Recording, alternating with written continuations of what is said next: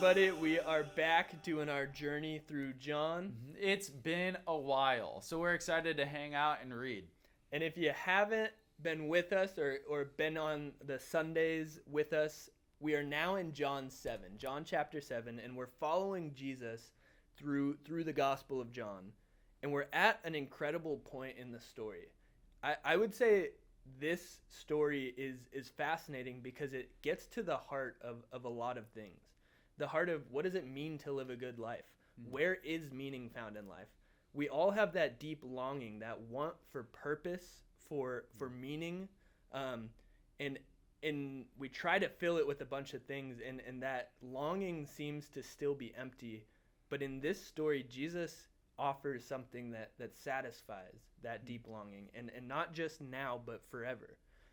And so where this question, this whole statement all takes place is Jesus is going to a holiday festival. There's this big festival that he is asked to go to. It's in Jerusalem, or right outside of Jerusalem, right? Mm-hmm. And it's called the Feast of Booths. It's just like they go camping basically for a week outside of Jerusalem to remember the time when they're in the wilderness. And so Jesus' brothers and this big parade of people are heading up, and they said, Jesus, come with us to this festival. It's a great time for you to make yourself famous. Show people what you can do. And Jesus says, I'm not going to go up with you. My time hasn't come. I'm not like you guys. I'm not out for this popularity. I have a purpose, a meaning. It's very mystical. So Jesus goes up to this festival later in secret. And there's a bunch of tension, right? There's division about who Jesus is. No one wants to talk about it. And then Jesus gets up and he starts speaking. And he says things that are convicting, that are dividing, that have the people saying, this guy is the Messiah. No, he's not. Like back and forth. It's crazy. And on the last day of this festival, Jesus stands up and he begins to teach. And he says this interesting statement in John 7:37. Let anyone who is thirsty come to me and drink. Whoever believes in me, as scripture has said, rivers of living water will flow from within them. And so now we get like an author's note from John. He says, by this he meant the Spirit, whom those who believed in him were later to receive. Up until that time, the Spirit had not been given, since Jesus had not yet been glorified. Wait, so is this saying that if I drink of whatever Jesus is giving me, that I'm never physically going to thirst again? No. Okay. But it does mean something deeper than that, and something actually way cooler.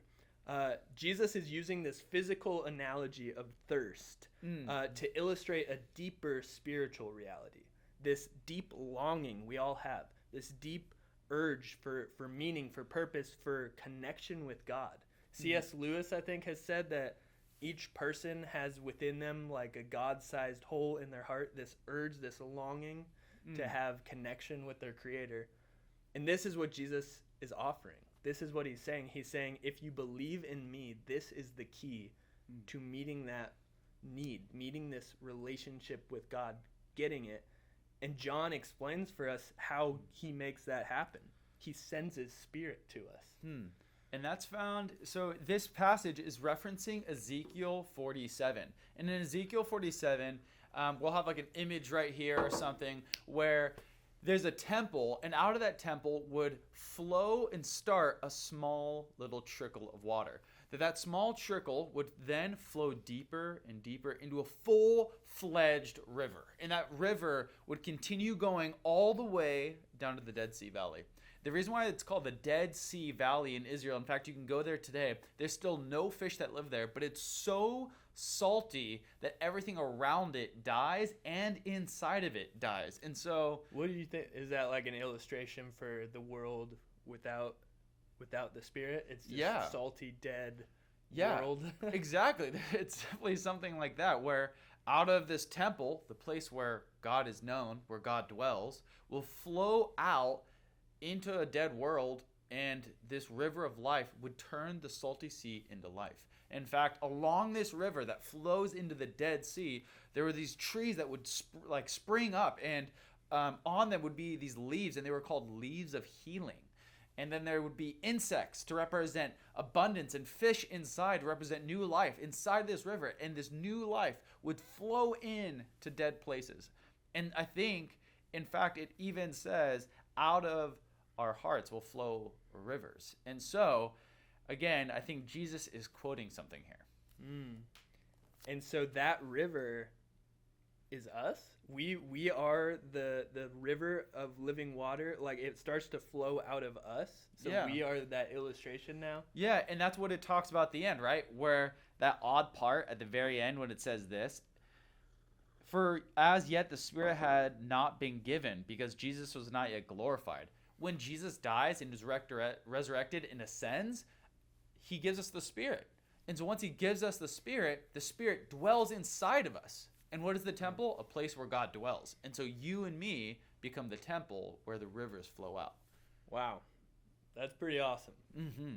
And I think, therefore, there's a responsibility, right? Because if we're the ones now who have life, who have this gift, the only way to spread that gift into dead places or people who don't have it is to go into, how would you say we share this gift? Or how do we make sure that our living water is not just for us, but for others? Yeah, because what's good is living water if it's not going to be spread, especially if you have abundance to people who are thirsty.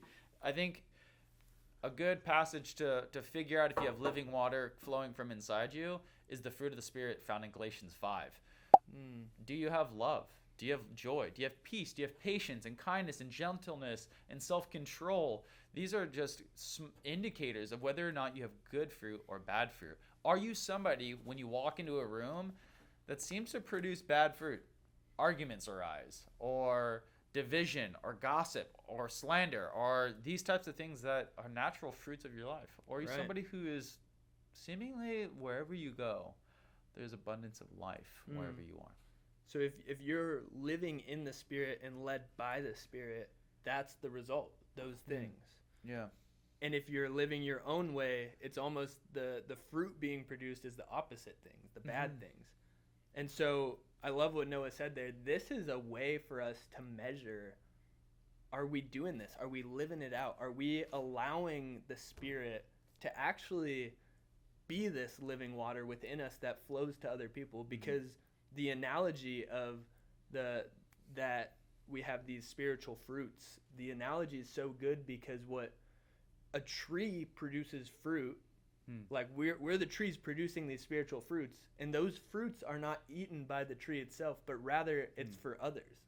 And so the things that our life is producing as we walk by the Spirit, as we pursue love, joy, patience, kindness, these are things that benefit others and that point them to this life. It's like handing out little things of life. Wow. But if that fruit's bad, that's interesting, right? Because now the thing we're offering to people, the thing that we're representing our faith with is bad fruit, and it actually puts a bad taste in people's mouth. Yeah, and we've all met somebody who's put a bad taste in people's mouth.